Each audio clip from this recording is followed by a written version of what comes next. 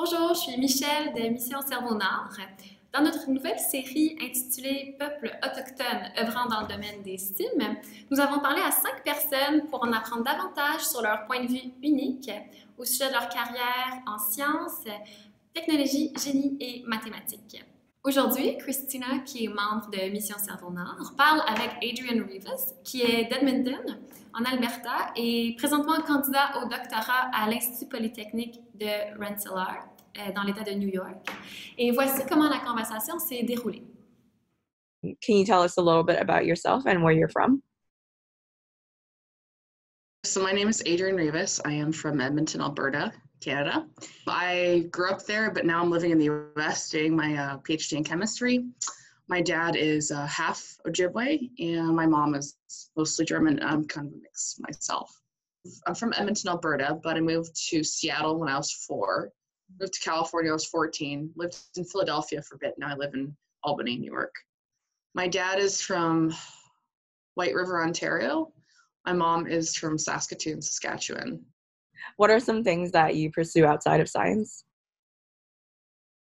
I think it's important to have a lot of different interests. For example, I live in the beautiful Northeast, and in the summertime, it's green and it's very outdoorsy. And since I live upstate, there's a lot of things to do. So I'm really into anything outdoorsy. Well, I love trying new things. I love traveling. I love food a lot. So I love trying new food. I guess anything that's kind of a new authentic experience, and I get to meet new people, if I'm being honest. Were you always interested in science, and what made you choose chemistry?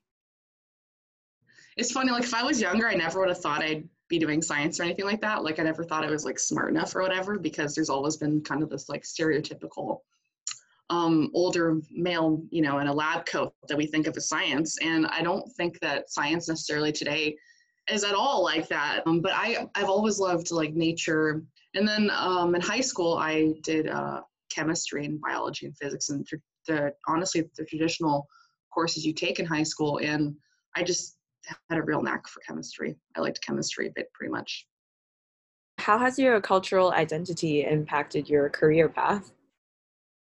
I think that your roots are always there, even when you're kind of unaware that they're there. One of the things I like to think about now, though, is every time I'm at a science conference, or especially like an ACES conference, they always talk about how Aboriginal or Indigenous people were the first scientists in absolutely their own right, because, we've been around here for like 50,000 years, during the land bridge, right? And we had farming, we had cultivation of agriculture, we took care of the land. So it's really, what I do now actually is really interesting. It's like inorganic photochemistry. So it's like basically trying to make dye-sensitized solar cells. So it's all green chemistry. It's kind of taking like the background I have in that and trying to help the environment. I really care about the environment and Mother Nature. So therefore, doing research has to be about things you care about. So it's kind of interesting. So I have like this background in my brain about who I am and who my family is, and things I've learned. I think if you talk to any Aboriginal person, they will always say their number one concern is the environment, and that still factors into like everyday life. It's very subtle, but it's always there. So I think cultural identity is always there, really, whether or not you're aware of it. And I think it really does shape us.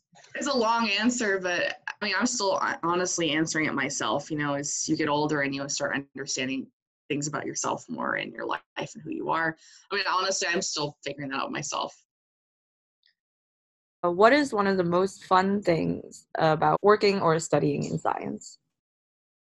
The really nice thing, as one of my friends put it so well, academia is kind of like this last beautiful bit of time you have in your life to really focus on a problem and try to understand it and make it your own. The weirdest thing I think personally is that when I was younger, I thought I was going to come in and like change the world and make like a huge impact. But honestly, like in a 5-year time, given the amount of training it's going to take for you to even be up to snuff, you're probably going to not change the world. I mean, it's just the way nature of things. But what you can do is you can take like this very small piece of knowledge and you can contribute to a much larger body. It's a very humbling experience. People don't know me very well, for example, think that you feel smart, and the truth is you never feel smart. You're still learning it and trying to understand the system you're describing yourself. Is there anything that you would say is the hardest things about studying or working in science? What you're doing when you're doing your research, you guys are the forefront of understanding things. That's the nature of what research is. And that's very difficult. The imposter syndrome, that's another huge thing. There's basically everywhere suffers from imposter syndrome. It's something I've learned, not just students, but honestly professors too. Like everyone always feels like they're not smart enough. They've tricked people to get in where they need to go. The whole idea, you fake it till you make it, is a real thing. And I think that everyone feels that way. Is there any way that you would say that you have dealt with or overcome the hardships that you've mentioned? It's kind of like life's journey, like how you get where you get, right? I'm a big believer in positivity.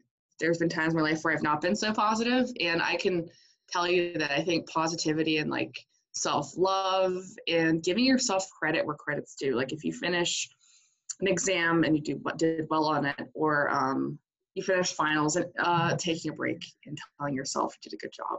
I'm also a big believer in exercise. I think exercise really helps. It's not particularly my forte or my discipline, but I'm pretty certain that there's a lot of science that back up the exercise really helps take care of depression, mental health. Having a big support system or a network of friends and family who believe in you, when you don't believe in yourself, is a huge positivity. And if you don't have friends and families, faculty members, when I was in undergrad, I was part of this program called RISE, as well as LSAMS, Louis Stokes Alliance for Minority Participation, I think. And then RISE was like a similar program, but basically because I'm a minority student, I was part of this much larger program. But it's weird because before I kind of joined this society, I used to be kind of more of a B/C student. And honestly, with this kind of much larger organization behind me and people actually believing me, I became like a straight A student. It's kind of crazy how much your belief in yourself and having that self-confidence really changes things. And not just grades. Like when people are young, they take things really seriously and they think that every small failure is going to be the end of them. And I don't think failure is necessarily failure. I mean, it's just a scar or it's a bruise. It's not the end of the world. I think success is taking failure and turning it into something positive. For example, if you fail an exam, you study harder next time and you do better, or you get more help, or you say, hey, maybe I have a problem here that I'm not addressing. I actually need to address to do better in the future. What advice would you give to your teenage self to help you succeed in your career in STEM? It's going to be okay. Like, that's my advice. It's going to be okay. Be more gentle on yourself. You're going to be fine. I know people who have kids early on, with 18. I know people who go in the army. I know people who go to school in their 40s, or you can be my mom who went to law school in her 40s, where she was 20 years older than everyone in her class. I think as I've gotten older, I'm kind of like, who am I living my life for? And if it's not for yourself, who are you living it for? I mean, of course, everyone's parents expect certain things from them, but at the end of the day, it's your life. And I think you kind of find what you want to do over time. You don't have to have all the answers right now. I definitely think when I was younger, I thought I had to have all of the answers all the time. And it was very draining. It's very impossible to do that. But take every opportunity. Like, I think the most important thing, this sounds so cheesy, is honestly believing in yourself. When I was younger, I remember immediately being like, oh, I can't apply there. I'm not smart enough to do that. Or I don't have the grades for that. Or I'm not capable of that. That's for smart people. No. It's just, what does Wayne Gretzky say? He says you miss 100% of the shots you don't take. Every internship, every job offer your friend gets or someone gets isn't because they're much more qualified than you, it's just because they happen to try out for it. Of course, work hard too, but I think a lot of young people are under a lot of stress today, especially. And that whole believing that you're not smart enough or you don't belong here, it's very commonplace.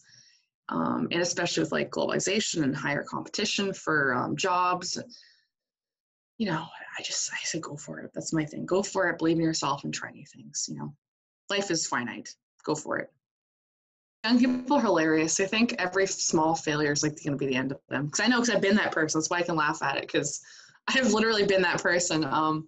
They just think success is one success after another, and it's not the way things work. It's a lot of failure, and then you just put your success on LinkedIn. No one else needs to know. I mean, no one has to know, right? It's just, you got 50 rejections, you got one job offer. Hey, you only have to know about that one job offer. It's the way people work in society, right?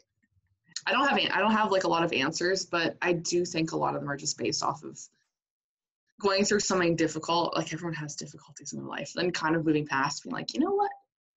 Okay, I could tackle that. I probably can do something else too. Like, it's kind of my belief, at least. Yeah, for sure. Merci, Adrian, d'avoir partagé vos idées avec nous.